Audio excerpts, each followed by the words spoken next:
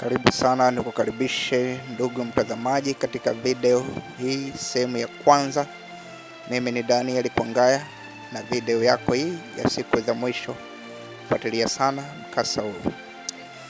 Biblia inasema katika siku za mwisho parapanda italia, itapigwa baragumu na malaika mbinguni watakusanyika wakiongozwa na Kristo mbinguni. Malaika wale watasimama pande nne, na huu ndo tunasema ule unyakuo.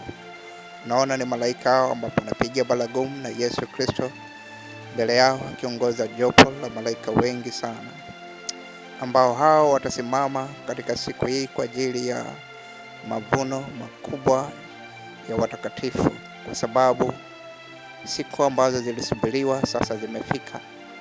Unaweza ukaona binti huyu alikuwa akifurahi na kucheza, anakuja kuona juu kama kuna vitu cha tofauti. Yesu Kristo yuko na malaika zake, na huo ndo siku ya unyakuo.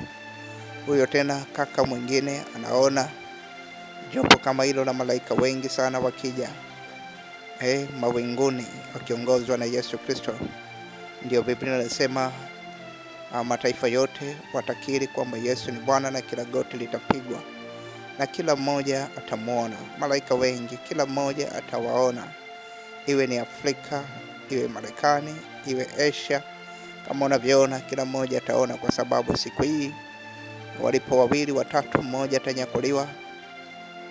Walipo mashambani watatu wanne, mmoja atanyakuliwa. Wengine wawili wamelala, mmoja atanyakuliwa, kulingana na matendo yake aliyoyafanya. Kama ulitenda mema, uliishi na Yesu Kristo, basi itakuwa ni wakati wako mzuri, utaenda kumlaki Bwana Yesu mawinguni.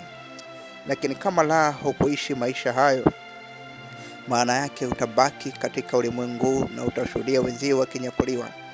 Alikadhalika hata wale walioichezea neema ya Yesu Kristo, walikuwa ndani ya Yesu Kristo lakini walikuwa wanaichezea hiyo neema, wataona wenzao wakinyakuliwa na wao wakabaki.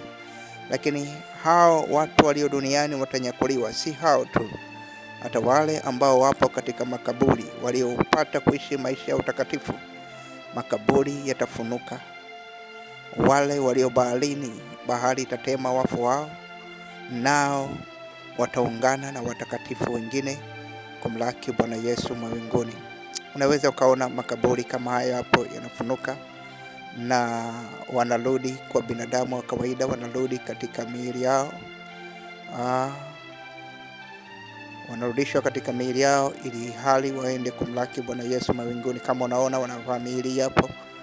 Na sasa ndugu yangu, wale ambao walikufa katika Bwana, ambao walikufa nje ya Bwana Yesu Kristo, unaona hawakufufuka, makaburi yao yalibaki kama yalivyo. Ama waliokufa katika dhambi, ni maelfu ya watu wataenda kuungana na Yesu Kristo.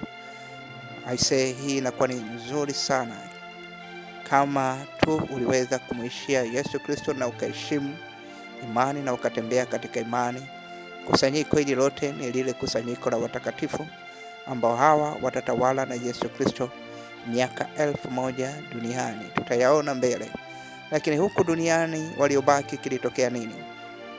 Kitabu cha Ufunuo 15:1, Biblia inasema, kisha nikaona ishara nyingine katika mbingu iliyo kubwa na ya ajabu, malaika 7 wenye vitasa vya ghadhabu, ambao hao watahusika kwa ajili ya kuachia ghadhabu, kukamilisha hasira ya Mungu. Na vitasa vile vitakapokuwa vinaachiliwa, ama ghadhabu ya Mungu itakuwa inaachiliwa kwa kila malaika, kuna mapigo mengi sana yatashuka, na binadamu watakutana na hali ngumu sana. Wale ambao waliishi duniani wakiishi maisha holela, ambao walikubali ile chapa ya yule mnyama, wengine wana sita, ambao waliishi katika hiyo chapa wakiamini kama maisha yatakuwa ni murua. Lakini nyakati za ghadhabu zinapofika, ni nyakati ngumu sana kwa kila mmoja ambaye alibaki duniani. Na ndipo binadamu watatamani mauti lakini haitawasogelea, watatamani neno lakini hawataliona. Hizi ni nyakati binadamu watakimbia huku na huku.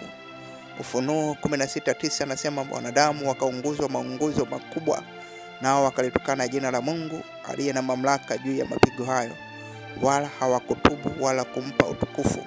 Pamoja na hayo yote, bado waliendelea na hali yao, lakini tutaendelea na video hii sehemu ya pili.